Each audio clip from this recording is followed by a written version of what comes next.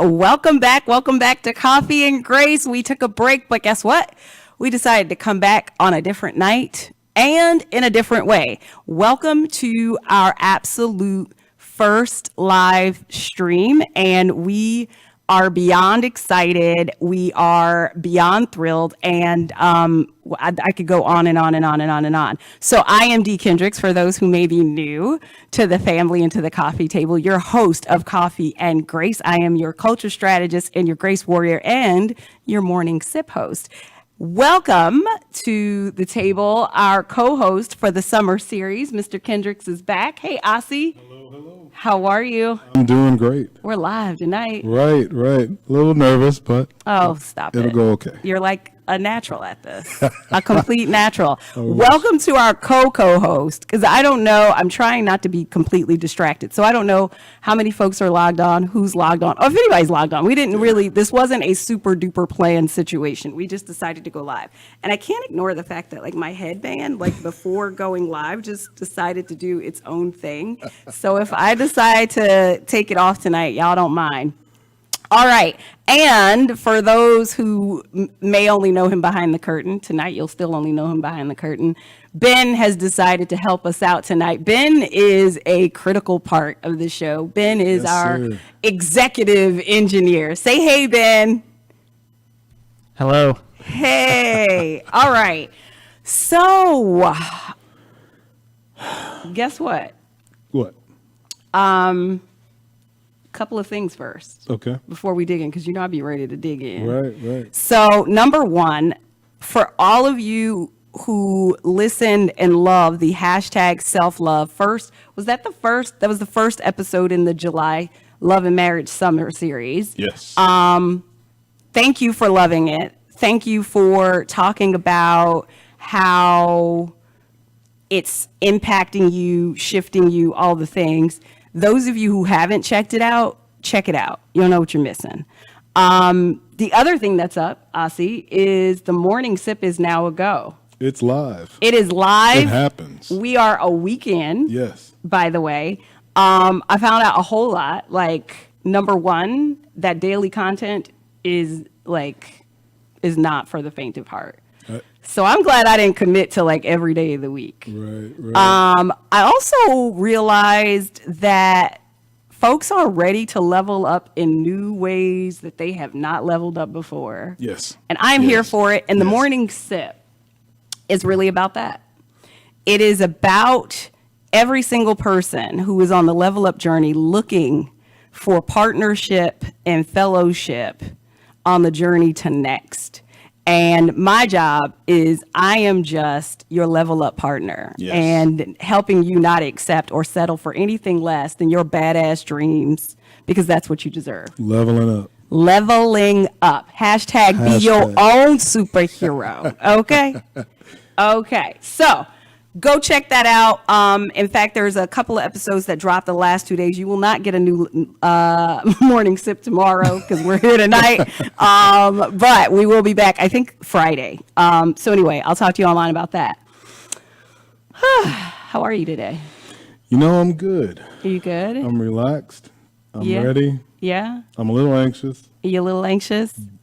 But we'll get through this. I know it. I'm going to pause for a minute. Like, I'm just curious. Do we have anybody out there in like chat land? No?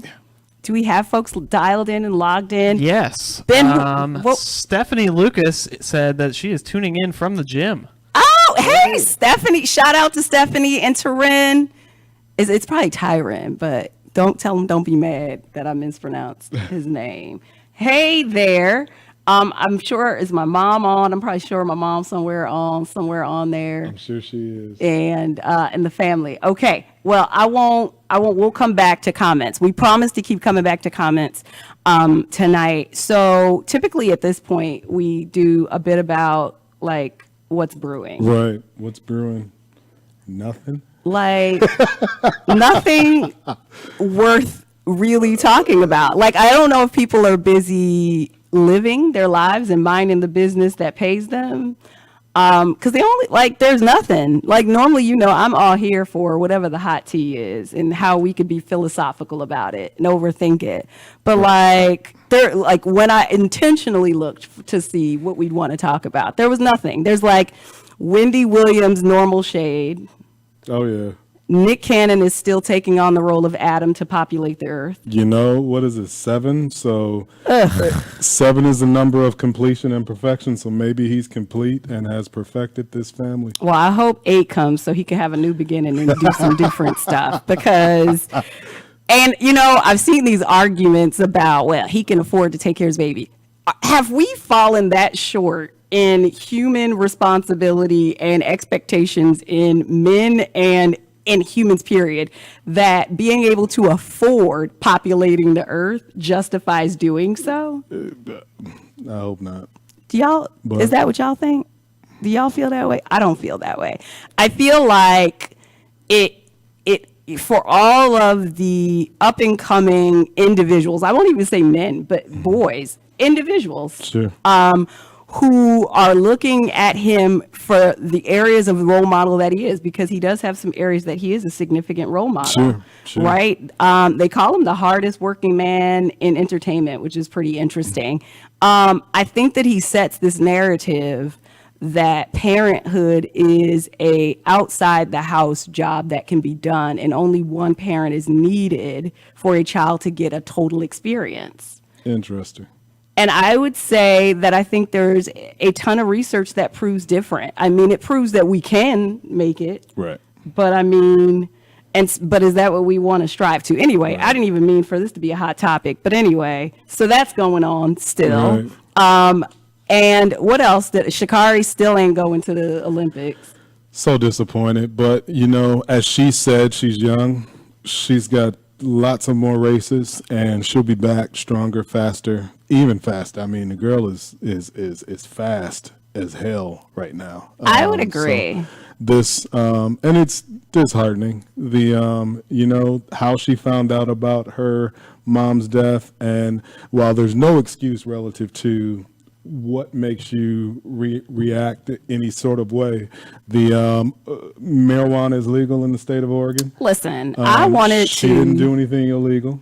I wanted to do a whole lot more than weed out when I found out I had to bring home a bad report card. Right, and we're smoking like a joint or an edible, and I do think that some of us are so casually judgmental with the notion of, but she knew what she was messing up. No, obviously she doesn't, because most of us didn't at her age. No. And yes, one should know, what we have and possess. I'm 41 years old and I'm still recognizing what I should be grateful for every day.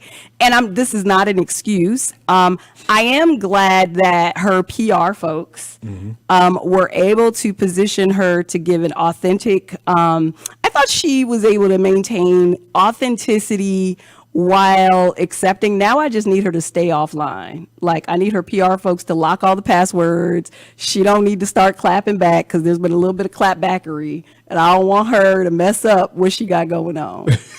That's what I do want to stop right now. Just go lock yourself up for like the next year or two, and we'll see you whenever the next Olympics or just give the reins to someone to manage her social media platform. Well, that's true, but I know that that's hard. Yeah. So here we are, still not talking about hot topics. Right. In good news, the political current administration is still refreshingly boring.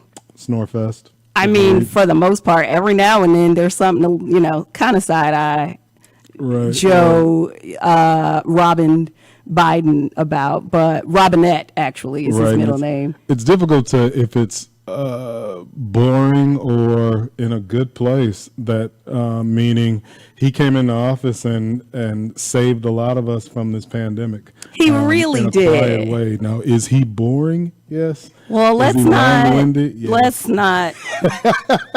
make this personal. Good old Uncle Joe. Uncle Joe is not himself boring. Okay.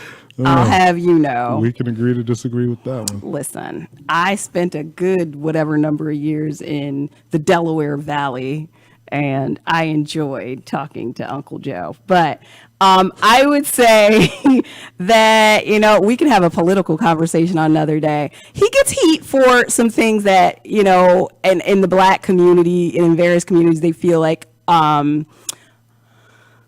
that he's not giving attention to, or there's some things out of order.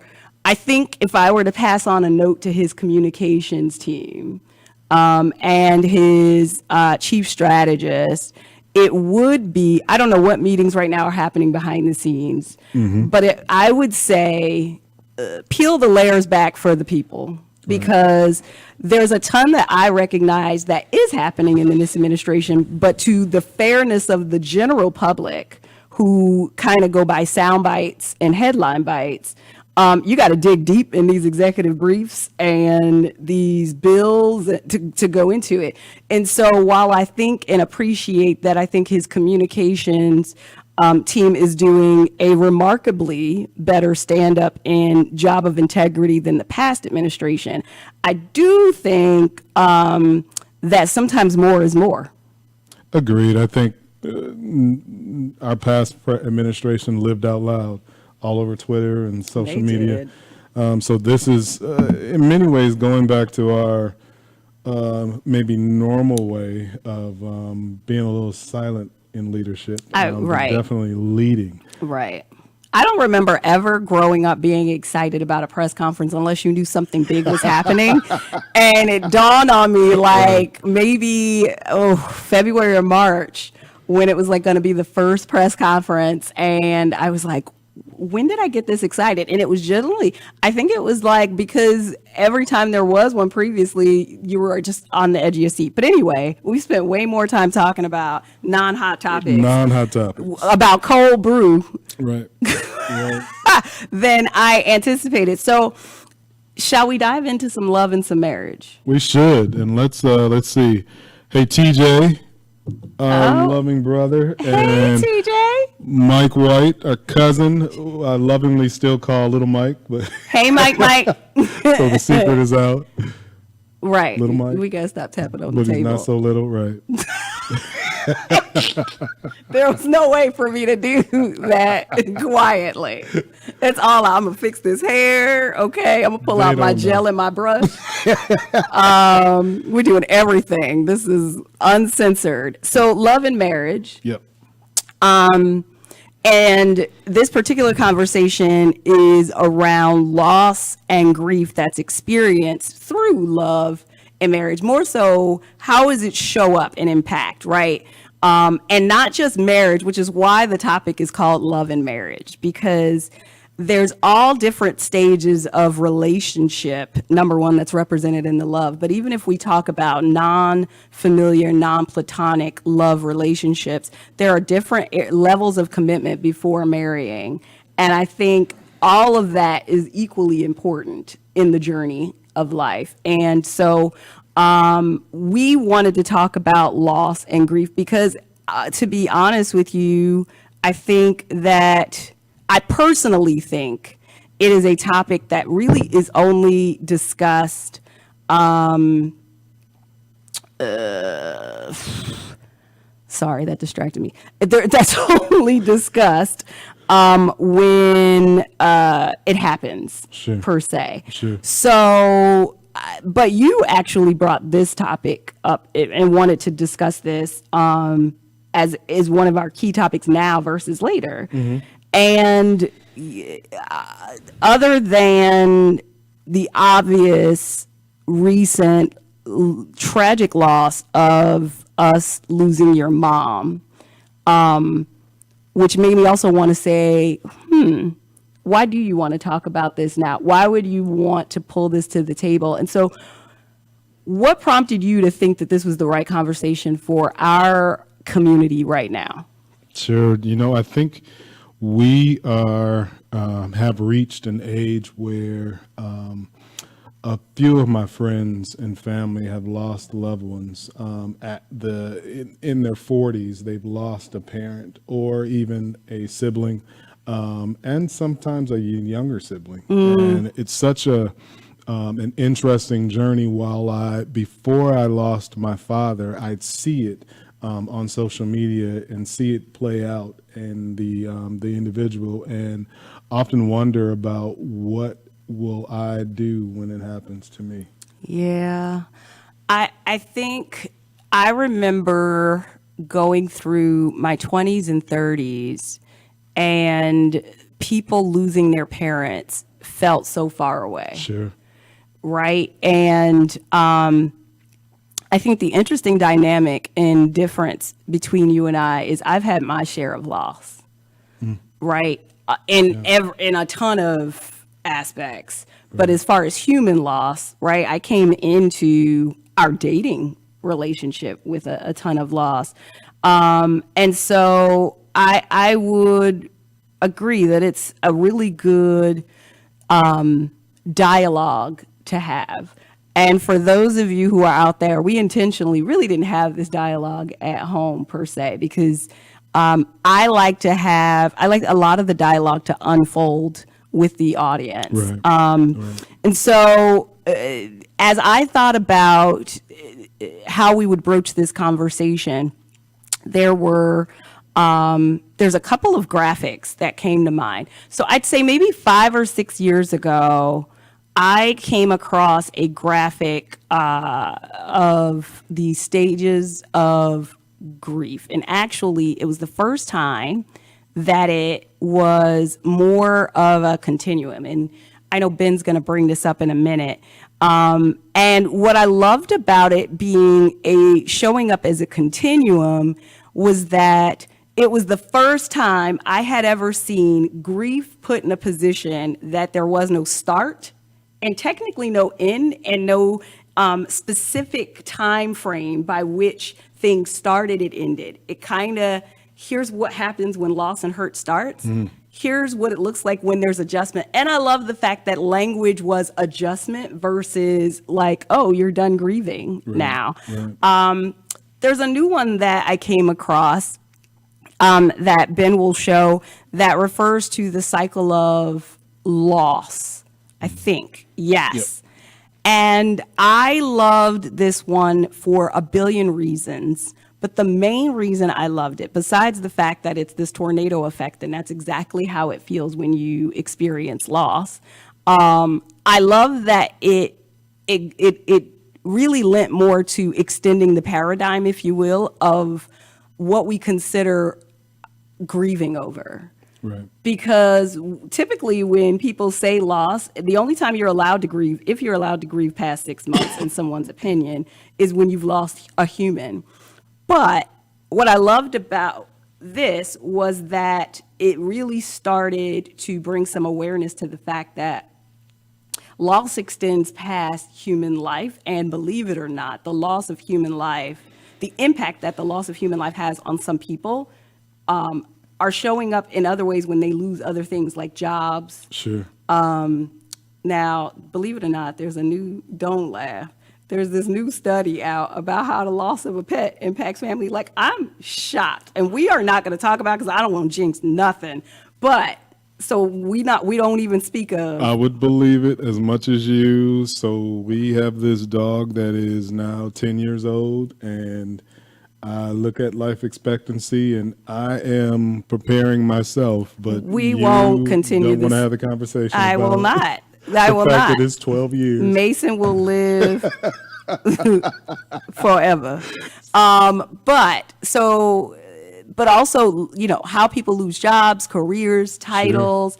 Sure. And so I want to expand the paradigm a bit in this conversation, but I do want to start with human loss, because I think that human loss shows up in how we show up as human beings in much more of a defined way than anybody even realizes, unless this is the area in which you study. Mm-hmm. And I think that you meet the loss that person has had from the time you say hello to them and they're a stranger to the point that you walk down the aisle.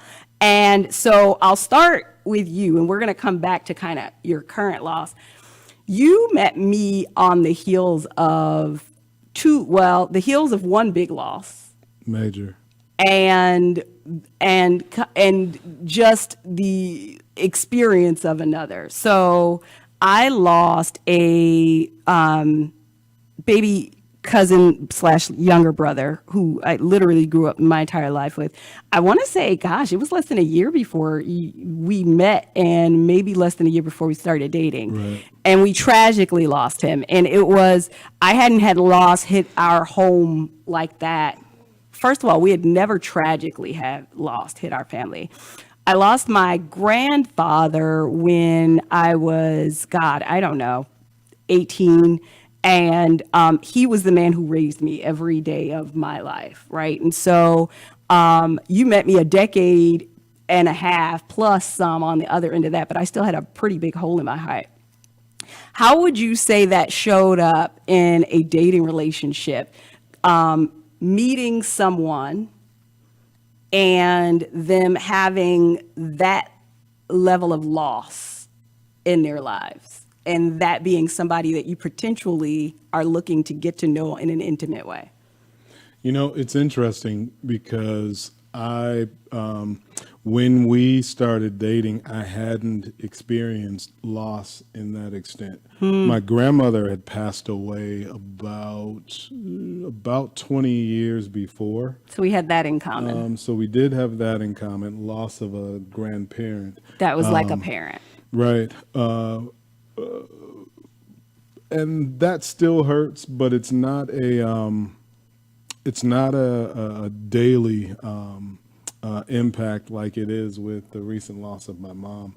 But when we started dating, and I believe that people who have experienced loss have a deeper knowledge of self. Because you have to find some way to build yourself back up. The recent loss of my mom has impacted me in a few different ways. And sure, I could go any way. I have a love for whiskey, but I'm not dwelling in a bottle. Right. I'd like to be alone, but I refuse to allow myself to sit alone at times. But so what I think and what I see is that those that have experienced loss, there's a clear understanding and a sense of allyship, if you will, with those that also experience loss, and a higher knowledge of self for those that have experienced loss and those that may have not just yet, if that makes sense. No, it totally makes sense. And so I'm curious, how was it? I'm trying to find my words here. Was it hard for you to know how to support that, not having experienced it, right? Because I imagine, right, you are walking into a ghost hero scenario. Sure. And so not realizing that you now have to somehow, without it being your responsibility, but you still have to, how do you pay homage to that loss without taking on the burden of that loss in early state, like when you in early stages? Sure. Or even if somebody's marrying somebody, like I know someone who's getting married in a month or so, who's marrying somebody who lost a parent and they didn't know them when they lost a parent. I know that that's a lifelong journey. How does someone walking into that without realizing, what do they not know that they're walking into based on your experience with me? You know, I remember the anniversary of your brother, cousin's tragic death, and how that was impacting you, and I didn't know. Meaning, I didn't have record of the specific date and the time of year, but I knew it was something that was heavy for you. And that all I could do was offer support because I hadn't experienced but knowing, and I didn't really know where, what to do, what to offer, but just to listen and be there and support during that time. Yeah, I think that's interesting, right? Because it is loss is like people meet us, when we think about that continuum, people meet us at different intervals in that journey. Right. Right. And so I can imagine, right, being married to somebody. And I imagine it's even harder when you weren't there when it happened. Sure. So moving forward, in the context of human loss, you mentioned that your father passed away, and whom I did have the opportunity to meet and loved him too, and saw, where a whole lot of the genes came from. But it's funny, we were at a very different stage in our relationship then. So we were shacking at the time. It was pre-engagement.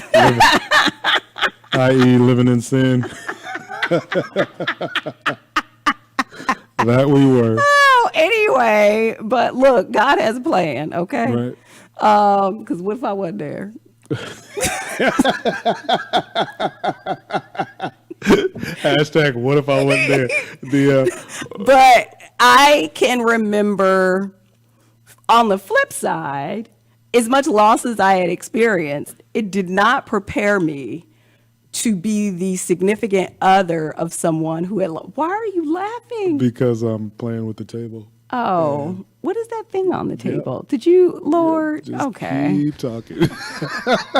Ossie is in here breaking. It'll be okay. Shut up. So it did not prepare me to be the significant other of someone who was losing a parent. Mm-hmm. And in your case, I'm sure you don't mind me saying, because you've shared with your social community, it was a loving but complicated relationship because it had a complicated history. Sure. As most parental relationships, unfortunately, and particularly paternal relationships, right, with children are. Speaking of which, today's my biological father's birthday. Hey. Speaking of complicated, I remembered that on the way here. So happy birthday. Happy birthday, William. What?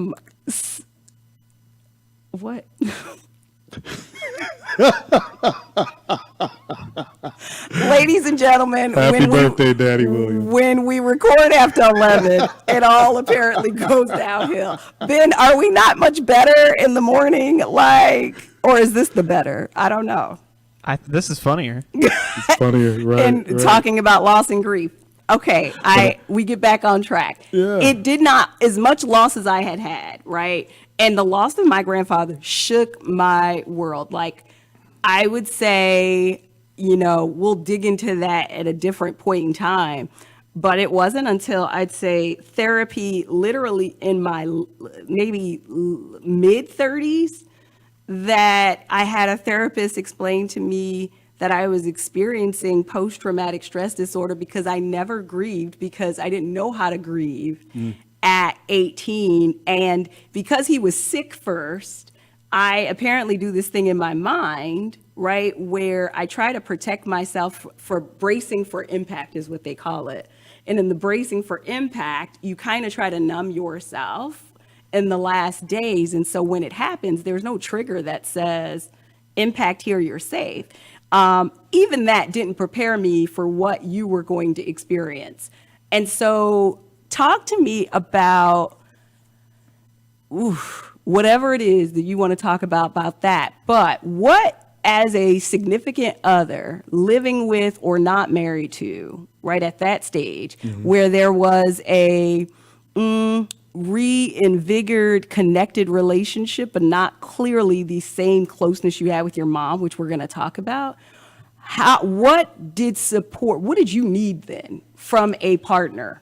Sure. So my father passed away I'll step back. In 2014, on the eve of Father's Day, I reached out to my father after about a 10-year stint of not communicating, and sort of ignited a relationship that hadn't been there for a while.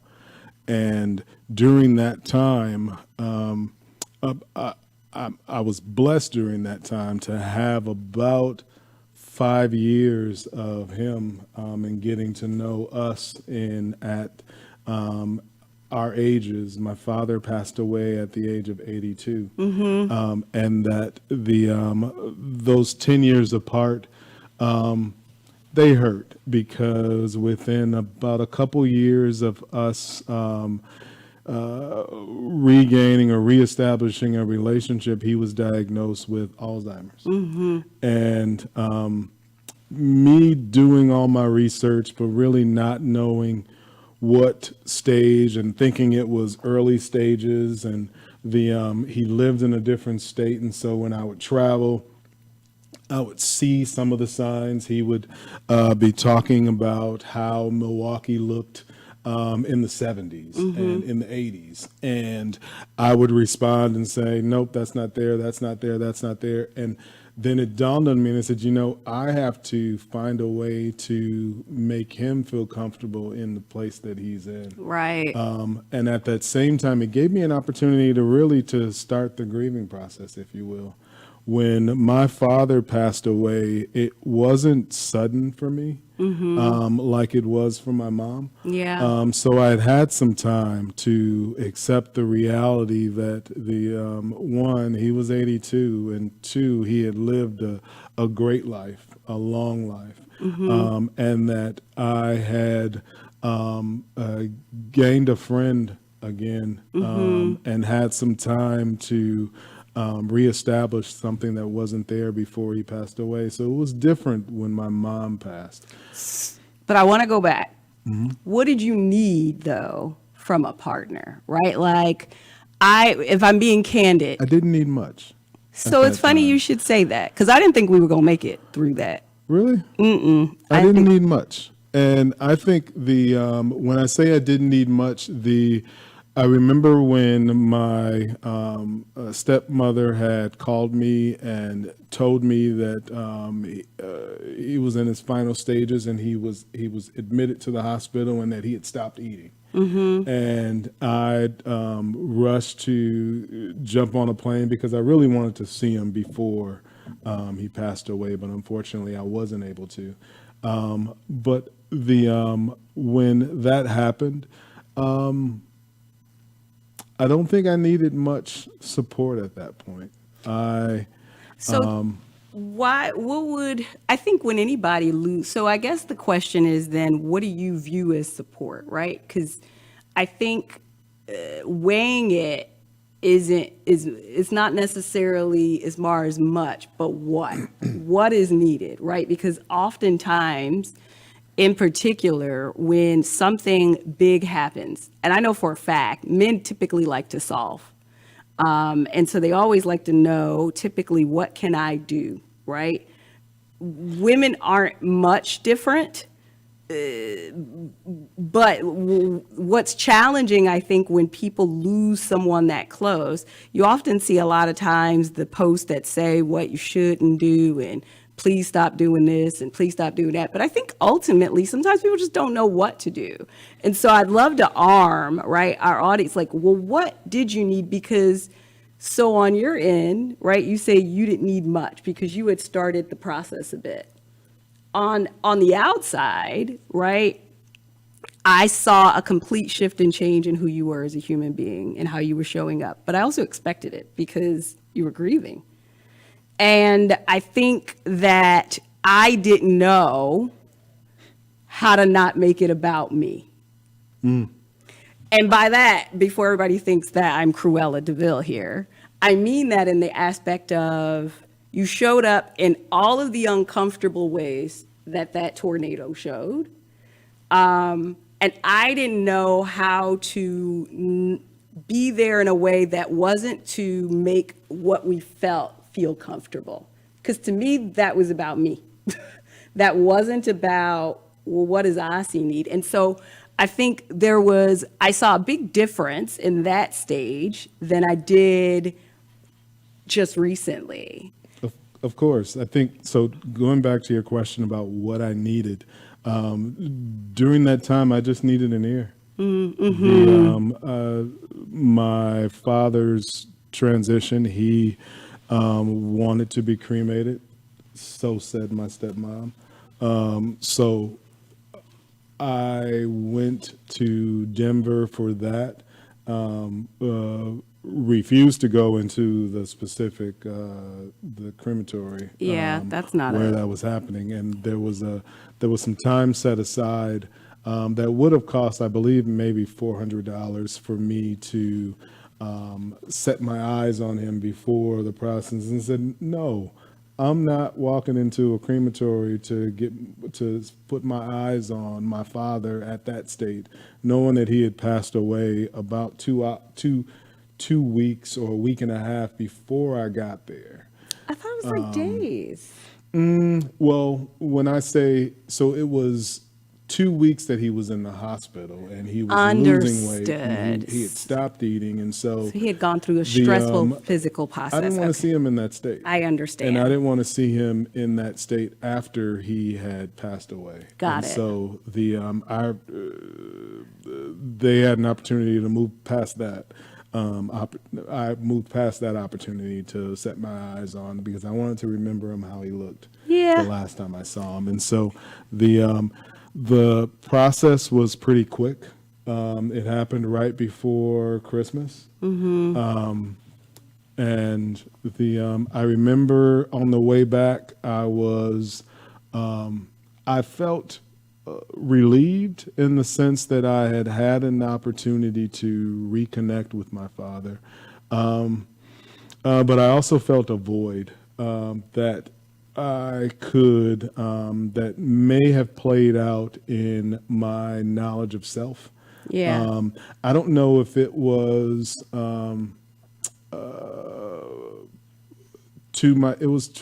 it was to benefit in certain ways, like work performance and so forth.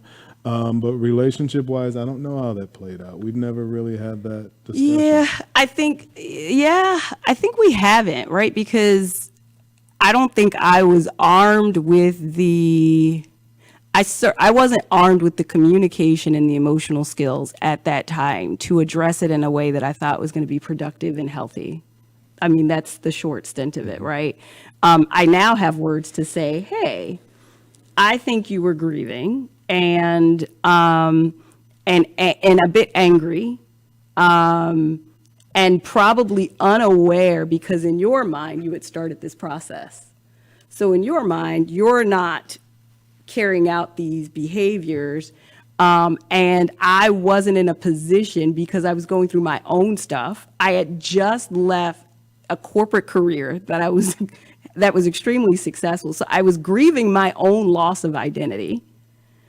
And so I wasn't in the best place to support, I won't say support the way you needed to, but I would say dig into the wounds that I thought were being created. And so my answer, I'll be honest, at that point in time, I just did a lot of praying and spoke to very close friends who had been in my shoes to get advice. And they were helpful. And so speaking of this current loss, and I'm keeping track of time, I can't believe it'll be time to wrap up soon, believe it or not. So I'm going to pause before we move further. Ben and maybe Asi, what say some of the audience? I want to make sure I don't have the device, so I can't read some of the comments. Sure. So I see Shalita Furlow is on and wanting to acknowledge the sudden loss of her son. Yeah. So, glad to have you with us this evening. Absolutely. And we were Shalita. brokenhearted, Shalita, to hear about that. Stephanie, she said that she lost her mom in 2018 to dementia at the age of 80 and agreed that it's a real rough thing to watch. I want to say Asi's dad was the same age. Yeah. Yeah. 80, early 80s. Yeah. Well, maybe he had just turned 80 or was gonna. I think he had, or maybe he was going to. Him and my grandmother are the same age. Your grandmother is 83. Yeah. He was 80. Yeah. Yeah. Because I remember us going to maybe celebrate her birthday before we moved in, and he passed that December afterwards. So they both turned 80 on the same day. Anyone else in the comment section, any questions or thoughts before we keep going? And thumbs up, emojis up, emoticons up if the conversation is helpful. Ben, anything else? And I think Ben's on Facebook. I just have YouTube. Oh, you have YouTube. Okay. Mike said my grandmother on my dad's side passed away from Alzheimer's as well in 2015. Yeah. Yep. So let's fast forward to now. We're married. And I want to sit here for a minute, but I also want to make sure I leave enough time for a couple of additional topics on the matter. And you've kind of touched on the fact that we have recently lost your mom, which was unexpected. And here we are in our 40s. But what I also thought was that recently there's an uncommon amount of people who are losing their parents, children, and in some cases, siblings and spouses. But I have a lot of friends losing parents that are in my peer group, and that just seems uncommon. And so either we're aging or life is changing. I think I saw a data point on the American Health Journal that said in between 2019 and 2020, 43% of households lost a significant family member. 43%. Can you imagine how hard the world is hurting? 43%. And so we lost your mom, which we didn't see coming. And one day we'll dig deeper into, I think, that topic of sudden loss. And for the sake of this conversation, how is losing a parent as a married individual, what was different about the experience, and how does it show up for you? So I can talk about losing a parent and specifically losing a mom, which to me is different than when I lost my father. A deeper sense of loss with my mom. My mom and I were buddies. I will always be a mama's boy, and we had a relationship of determination and resilience that is where I get a lot of my strength from.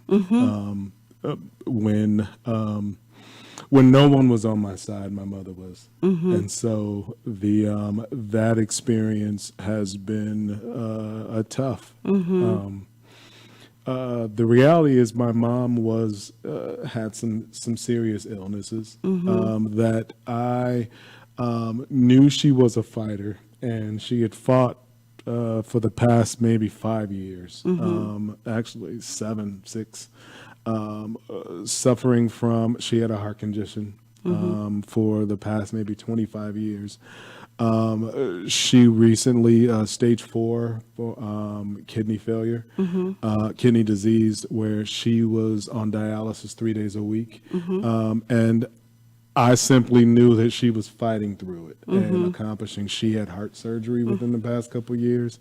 But it's a deeper sense of loss when you lose your mother. And being married with that loss has given me just to know that there's some support there and some acknowledgement and also some space to grieve the way I need to grieve at any point of the day. I can wake up in the morning and have a thought that brings me to tears. It can happen midday, and then it can also be a feeling of invigoration. Just thinking about specific times and remembering energy to make it through. So it's that's my experience now. So what does, in that circumstance, interdependent support look like from a significant other and spouse? And I'll explain the interdependentness. So in marriage, they talk about there being three approaches. Well, actually, I think it's in any relationship where you can kind of be here, right, as two individuals. You can be here, which is codependent, which is what we don't want. We didn't want the first one either because that's distance. Or there's this, I think, right, which is interdependence, which is, intimate support with individuality and autonomy at healthy levels. And so what does interdependent support look like? Because I can imagine, so I am now, right, in the club of a few clubs, but in particularly in the club of a spouse who lost a parent, but in particularly a mother. And I guess we could say a spouse who lost a close parent, because I have some friends where they've lost their dad and it's hit them as hard, right? Depending on the relationship. And it doesn't come with a manual.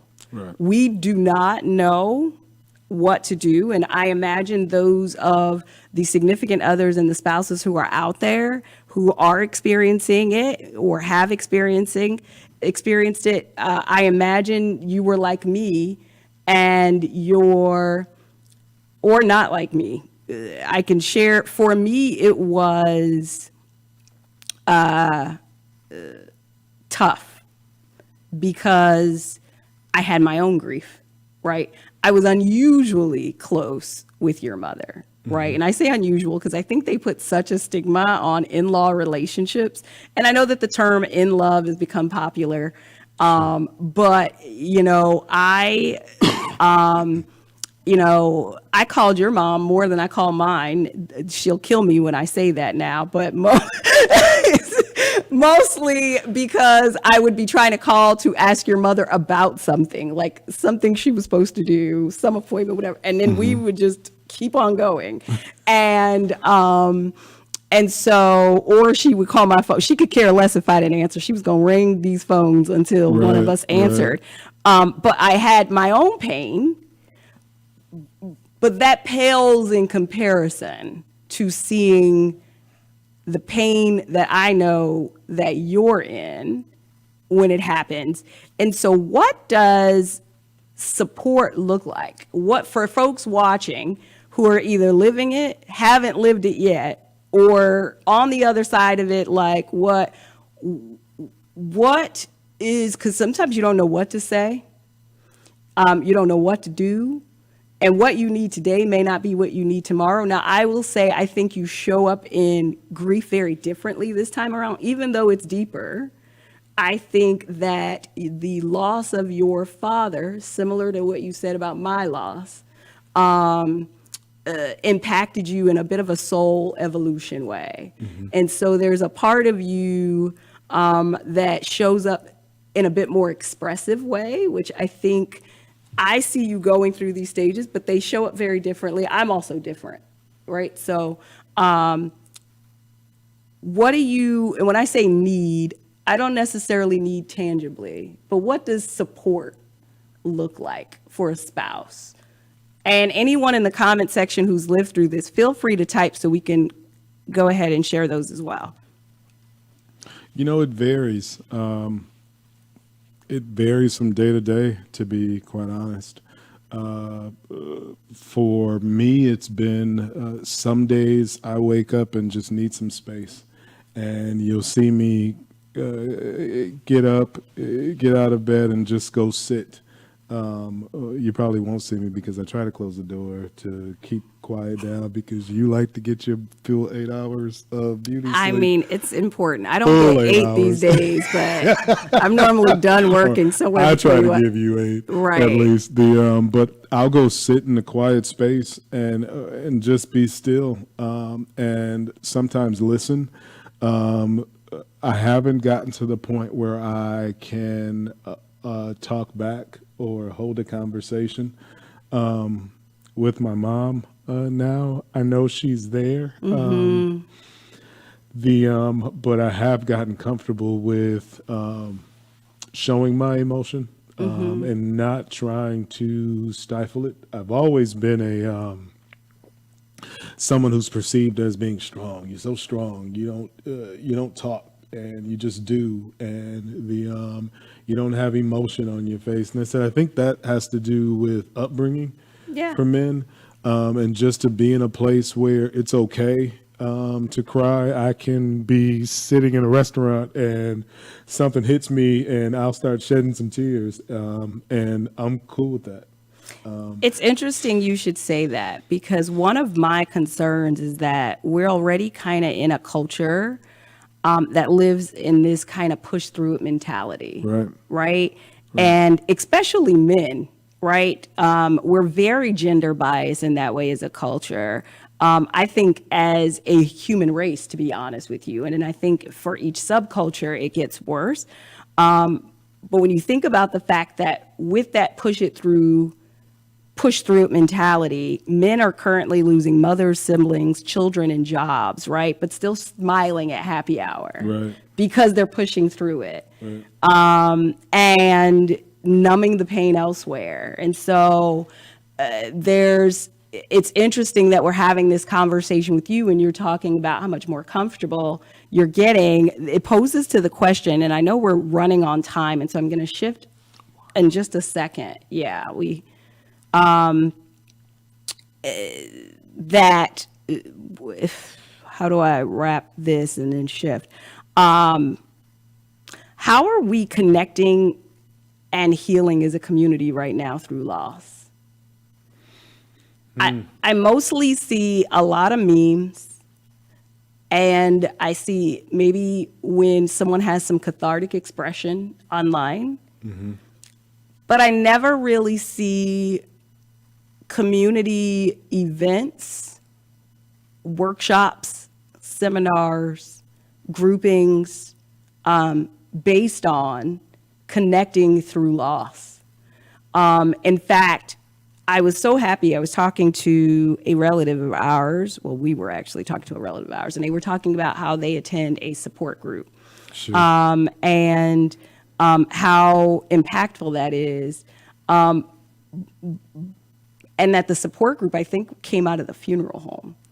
And so in a community right now where there's all this talk about mental health and awareness, with loss being so prevalent, what do we do? How are we healing together as a community? How do we come out of our homes to connect together? I think that's an opportunity for and a wide open playing field, if you will, of the community coming together and grieving loss. For those that are grieving, at least for me, and a few people that I know, we tend to close up and try and look within and be within about figuring this out and what's next for me in this new space, and how do I get over that. And so that leaves out everyone else at times. And definitely leaves out your spouse to be in that situation, helping to overcome grief and seeking a grief counselor. Listen, I still have it on my list to do because I don't know how to do it. I mean, I'm here to help, but I'm giving you a little time. So I gotta give you a little space. Sure.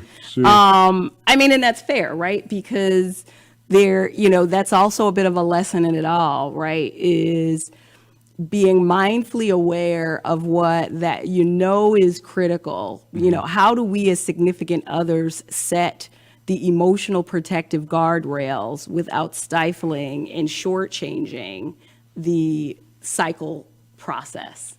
Right. And so, if I come knocking on your door tomorrow with a list of therapists, I don't think you'll be upset, but what is it interrupting?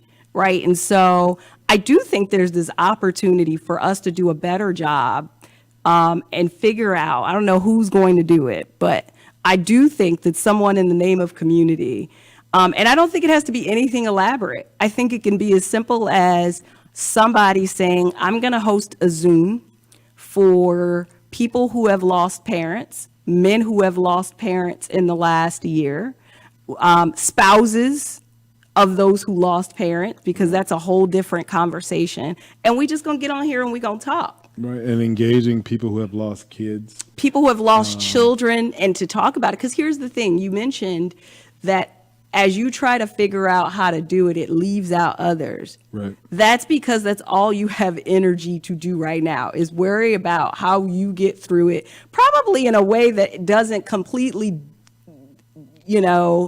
I'm trying to manage my profanity, like screw up everything around you Sure. in a non-sabotaging way. And so that is why community is needed, because that's where the oxygen, the extra space and of grace comes in, where it's the extra strength to say, by the way, guys, when's the last time you sat down maybe with your spouse and said, hey, this is what I thought about today and it hurt, right?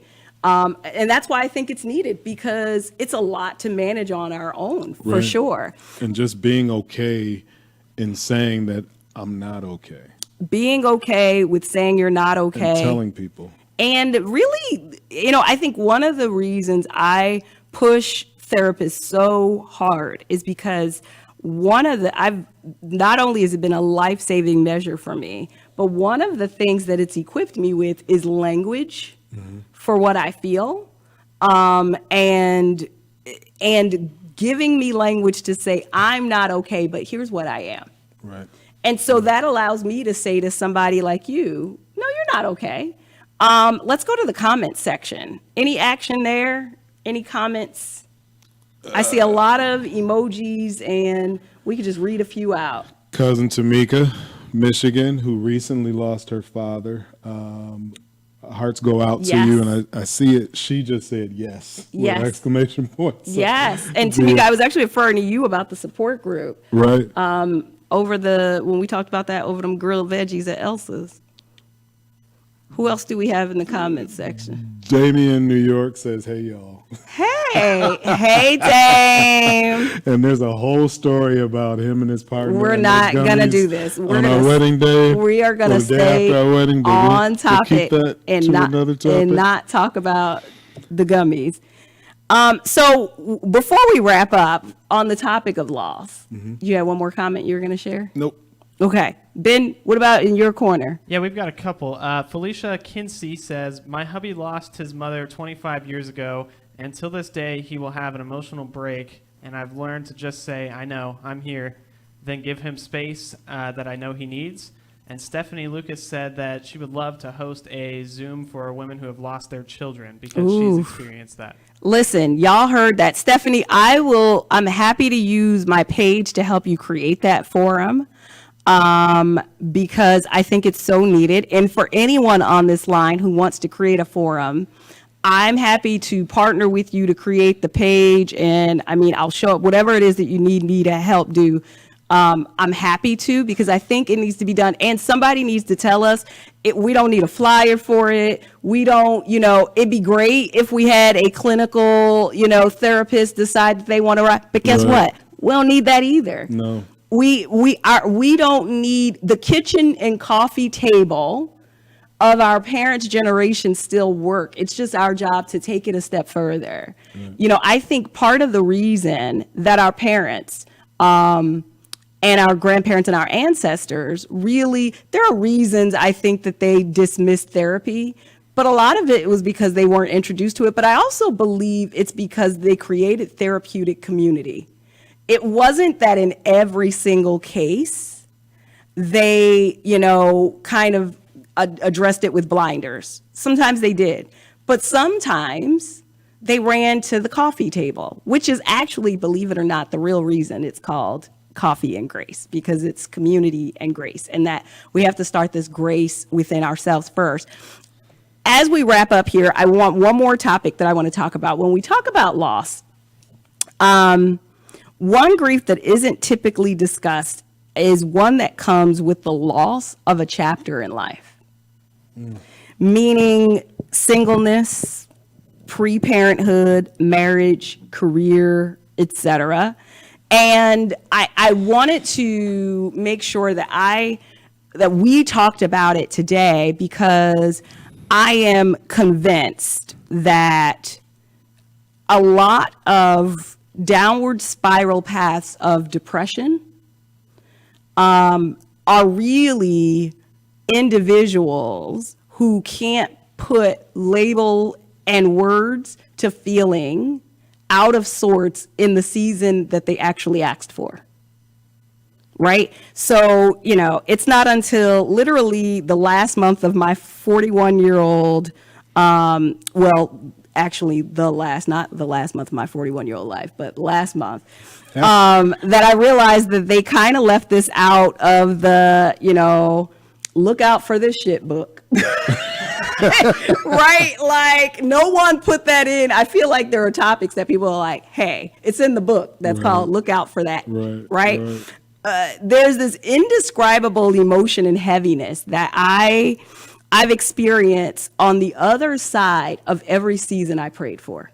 And I haven't been able to put words to it until now. I couldn't figure it out when whether it was relocation, job promotion, all the things.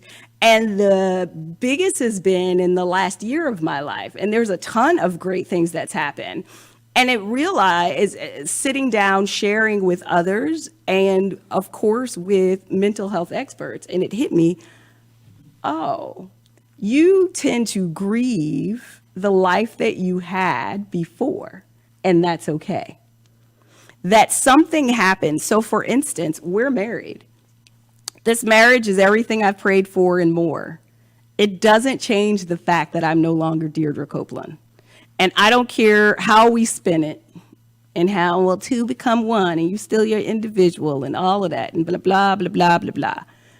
I still, under God and the state of Wisconsin, connected in covenant with another human being that legally and spiritually ties me to them, who I was, literally and figuratively, no longer exist. Like Deirdre Copeland no longer exists. I am Deirdre Kendricks, and I now need to figure out who am I now in this space with these new roles. And so I think sometimes when people say they get lost and they've lost themselves in parenthood or marriage, I won't say that they didn't lose themselves. I think it's because no one told us that it's going to hurt to get what you want. Still, you can equally be so happy and excited about what you now have, at the same time be mournful. I spent 40 years with her, right? And as far as single, right, 20 plus, whatever, 30, whatever, however we want to count those from the age of consent, whatever. I don't know what we want to count those years from, but 20 plus. Right. That's all we'll go with. But, for instance, a good example is I love being home with you. I equally mourn not being able to be by myself whenever I want. Agreed. And I think it's this past year and a half have made it a little bit more easier and difficult, if you will. Yeah. The pandemic brought us together and kept us together in the house working for a year. This was the pandemic. This was us. And so it's easy to get lost or forget or struggle to figure out who you are. Yes. In any given moment. I think we took when was that? Was that February of this year that you went to New Orleans with a friend, and I went something to like that, February. Austin with a couple friends. Yes. And it was maybe the first time we were in two different places since the pandemic and Agreed. since we had gotten married, and really had some time to kind of figure out or reconnect with ourselves. Yeah. And I still didn't because I was with a friend. Agreed. Right? Agreed. But that only means that we connect differently, right? Like I thrive through solitude, right? Sure. And part of that I think comes from the fact that although I have siblings and cousins that I was raised with, there's such drastic age differences and people living in different states and all of that. I primarily was raised as this only child, right, around older adults. And so I got very comfortable being alone. And so that's always my kind of bounce back place. However, this reality hit me these days. You're going to have to figure out something else, sister, right? Like, it doesn't mean that I won't still have to sit with you and figure out how I still get that alone time and refuel time. Right. But I'm also going to have to adjust to the fact that was that season. Listen, I now understand, not to pull out this scripture, okay, why the Bible says it is better to be single. And I used to think that was like something they said to people to make them feel better about being single. And, and I believe Paul says it. What I realize is it's not necessarily that it's that it's better to be single, but it's appreciate. You won't know what you had until you no longer have it in singlehood. Sure. Because there's growing and shifting and human growth. It was easier to grow as a human by myself than it is with another human in the household. And one would say that shouldn't make a difference. It makes all the difference. And I now realize I was naive. And it has nothing to do with the other person and what they do and don't do. It has everything to do with the fact that you are a different. So imagine what parents, men and women, are going through when they're now adding children to that equation, and now they have to add a role and title of mother and father right. on top of husband and wife. Right. When they move from, boyfriend to girlfriend to fiance, or when parents have children that go off to school and that title changes and that need and dependency. And so I really just wanted to, before we wrap up, like, is there anyone out there that, number one, feels what I'm talking about? Number two, pay some intentional attention to how you feel when you get what you've asked for, and you kind of try to figure out why you're so excited in the moment, and then months later you feel like you're being ungrateful. And it's not that you're being ungrateful, it's that now you have to figure out what's next, and the body has to go through a mourning experience. We have some comments. Yes, I'm here for it. So Kim Burley Marie says that's a good idea, Deirdre, regarding the kind of the community grief space creating. Shout out to Lux. Right. Heavenly Harris Soror says prayer, space, and resources, and that she needs to get busy, and work has consumed her. Therapy referrals have increased significantly due to the pandemic, and she has to put some goals on hold, and she's willing to help. I was going to say, Heavenly, that mean not going to help us? She also says her husband just lost his brother, so she can relate to this. And she, in addition, at the age of 11, she lost her mom. And they lost their son 13 years ago. Oh, my goodness. In her words, grief doesn't end, but we've learned how to cope. You know, I'm glad that you said that, because I think that is, it's interesting. Sometimes people come and they ask me how you're doing, right? And I say to them, I think he's doing as good as he possibly can be, right? Which is code for me saying, I don't need to call in any reinforcements, right? But I also say to them, my prayer is simply that he and you, me saying he, in this space, connects with his relationship with grief, because it's never, ever going away. Right. And I've learned that when you build a relationship with it, then you all learn how to treat each other. And so you get to this point where it doesn't control, right? But it just gets easier. Right. Couple more comments. Nancy Yarbrough. The transformation and metamorphosis has been a real experience, from being in that single space to getting married place. So I feel you. I love you both. I love both places. I'm just learning how to adjust the space. Girl, me too. Okay. And you may have a year or so on top of me. I am learning. Maybe that's a separate show, right? How do we adjust? And I'm interested and intrigued to know how do men adjust, because it is a huge adjustment. And I think it's more popular that it's talked about that it's an adjustment for men than it is women. Right. I think because we Hollywoodize and glamorize, right, marriage and women walking down an aisle. And then we know mom is watching. She has noted Uncle Derek losing children or loss in violence. Yeah. How you lose folks, I think, matters. And so we did. So she's referring to my brother and cousin who we lost, God, tragically. And I'll try not to completely fall apart here. And it's been over 5 years now. Or has it been 5? It's been, I think this was year 6, because it happened in 2015. I thought it was 2014. I had just moved to Wisconsin. And speaking of support, like I had no support. Like I remember getting the phone call at 4 a.m. and immediately just calling my boss, like, can we postpone us meeting up at this branch today?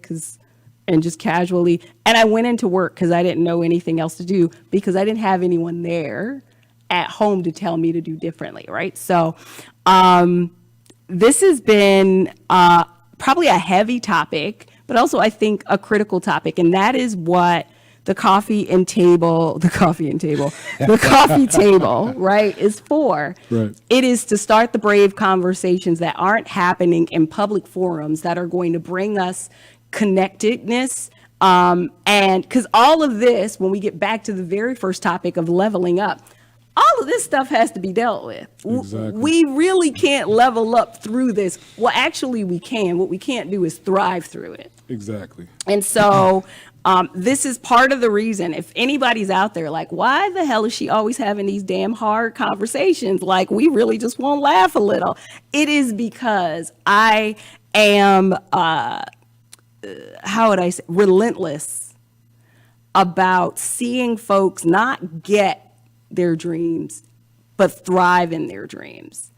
And from the seat that I sit in, either in my career or what I do professionally in life strategy and coaching folks, it breaks my heart to see folks brokenhearted and in despair at the top of their mountain. Right.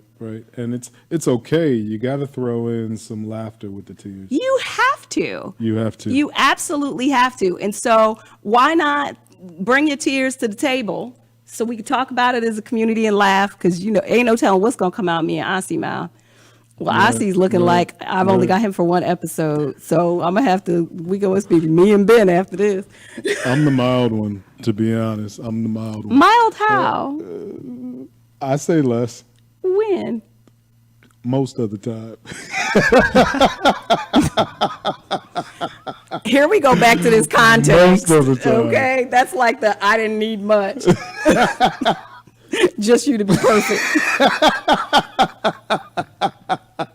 Of course. Most of the time. I mean, I think I have more words to say. Men always need more, if that makes sense. They do in different ways. I am, one of my favorite things about being married is learning the male species in a different way, up close and personal. And it's funny because we are, oh my God. My famous up close and personal. That's this. We are, oh my God. Men and women are as different as they are alike. And, but what's funny is if we take some time to really connect in the difference, we'll find that where you all are different is actually a beautiful thing. And likewise, we've been taught that difference, we're always thrown off by the tension of difference because difference feels uncomfortable and unfamiliar. And so the minute our, sensory load just overloads, we just, kind of displace it as they're different, blah, blah, blah. Well, we should lean into that more. It's made me a better communicator, I think. Sure. It's made me more patient. I remember growing up, my grandmother used to say, which probably wasn't the most encouraging words, but she would say, whatever you do in life, don't become a teacher and don't have no kids too early because you're just the most impatient child I've ever met. And then they become adults. And So I get it. And I am an impatient adult. Very much so. Why do you think I have to be a grace warrior? Anyway, okay, we're well over time. Well over. Let's closing comments. Ben, anything? And then Asi, we're going to go to you to closing comments. Yeah, Keisha Highshaw says, please save this segment on YouTube.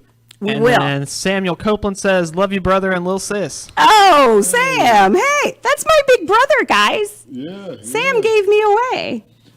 Chandra Deneen, our friend in Houston, says bigger for men. Kimberly Marie says you got to come back, Ossie, and I am.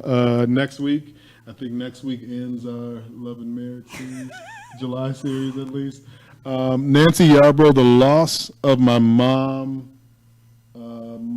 has been a total adjustment. Sometimes I attempt to grasp to the things I remember good, great, not so good, could have been better, and still hear the voice of wisdom and life lessons. Thank you for this space of realness. Thank you, Nancy, for joining us. Absolutely. Tamira says difference, that's good. Thanks. Shout out to Tamira. Shout out to Delectable Delicious Bites. Delicious Bites. DDBT My and DDBT. yes, and I forgot We're what gonna get it right. Distinctive Design. Yes. Listen, Yes. okay. Yes. Gretchen, you can learn from the differences. Shout out to Gretchen in Milwaukee. Listen, Gretchen could give a whole class on wifehood, okay? Because she masters this thing. Right. Kimberly Marie, again, this has been an amazing discussion. Thank you. And Heavenly Harris also says great discussion. Thank you. thank you all. both. We love the tribe and the community. Right. And thank y'all for hanging out with us in the evening. Also, let us know in the comment box after we leave.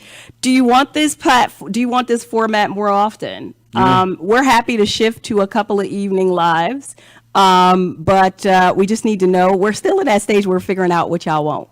And so we want to cater to you all.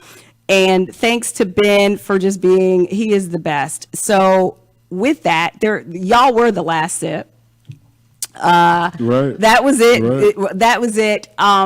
There will be, so the morning sip, if you haven't checked out right here on the YouTube channel, check out, there's a part 1 and a part 2 around the production team that you need for your life. We're talking about being the superhero of your life and showing up as your own superhero. And we're talking about ways to assess, but also I'm giving the answers along the way. Check that out. It'll be there. And you'll have time to check it out because there won't be a new one tomorrow. This will be saved and uploaded Friday, right, Ben? Yes. The same. So Friday, we love you all. So as you go with your weeks, be bold, be authentic, and most importantly, be gracious. Thanks for joining Coffee and Grace live stream edition. Bye. Bye. Bye. Thank you for joining the conversation. It was such a privilege to have you. We hope that you would keep joining the conversations. Meet us over at our social media where there's always a Coffee and Grace conversation happening.